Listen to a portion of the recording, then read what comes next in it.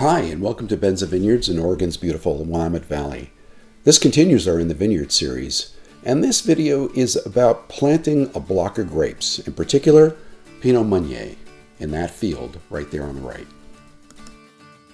Hi, I'm Ron Benza, proprietor of Benza Vineyards, and I'm standing in front of our newly planted Block 10.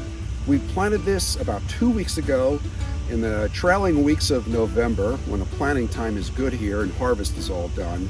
And this is a little less than a half acre of Pinot Meunier, done to our 5x8 spacing, like the rest of our vineyard.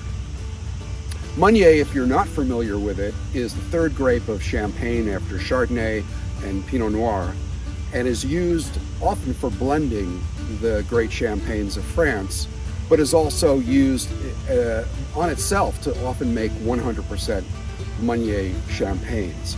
It is a red grape. It's known for its sort of frosty exterior. Sometimes people say sprinkled flour on the grapes. We press it off the skins as we do Chardonnay and Pinot Noir to make our blend for our sparkling wine.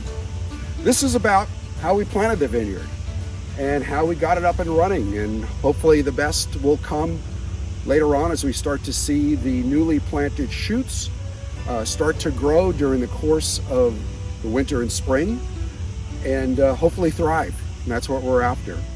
We started the process by looking at an overhead and realized that we could get 11 rows of Meunier planted at our current spacing, about 480 plants, and keep space for our tractors. In fact, the tractors can go and flow from one block through the new block and into a block on the south side.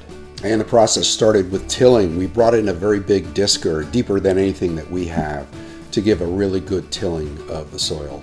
Laying out the vineyard was next. Pencil rods for the position of each plant, and our in-row posts were hammered in at this point by hand. These are metal, not treated wood, as we are an organic vineyard, and it's important that we start the shift over to using metal, which is more beneficial environmentally.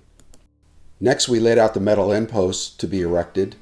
Good news is these do not require any kind of wire backing to keep them in place. The bad news is they do require a mechanical means of inserting them. They can't be done by hand. So we brought in some heavy equipment, that pounder you see in the distance, to get these end posts into place.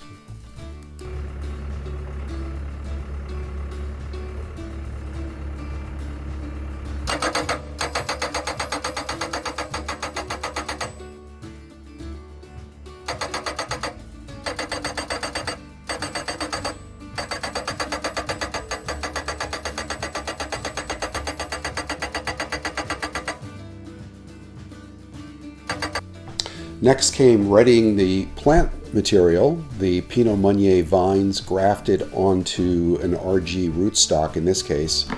These plants were ordered more than a year ago. That process does take quite a bit to get the vines exactly the way you want them.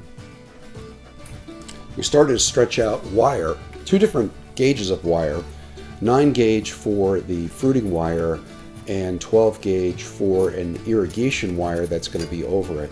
We are a dry farm vineyard, but these baby plants will need irrigation for at least the first year or 2 of their life until they could send their roots down deep enough. And this was a point, now that we've got the 2 wires stretched out, to do a little maintenance, make sure our pencil rods are in place and everything looks good for the actual planting. The 9 gauge fruiting wire has got to be tensioned, and the way we do that is by making a cut in the wire. It seems backwards, but we use this gripper. You can see where it's being inserted right there. The other end of the wire that was just cut goes in the other side, and from there it's twisted and then it is tensioned to get a really nice taut grip on it. We use this special tool to be able to pull it through and ratchet it through the gripper.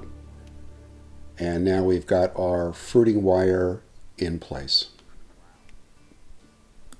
It's all leading up to this, the main event, putting the plants in the ground.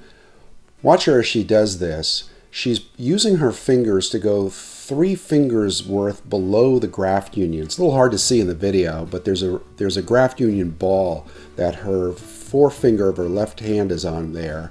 As she packs it to one side of the hole, not in the middle, interestingly enough. That gives it a firmer base.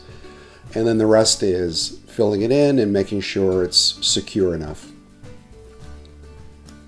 Once we had all the plants dug, it was time to use our grow tubes to protect those shoots from wind, weather, cold, dogs, coyotes, you name it.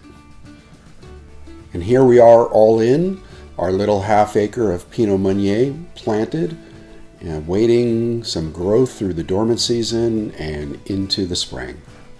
We'll wait till spring at this point to add 2 more sets of wires to the poles to let the plants grow vertically.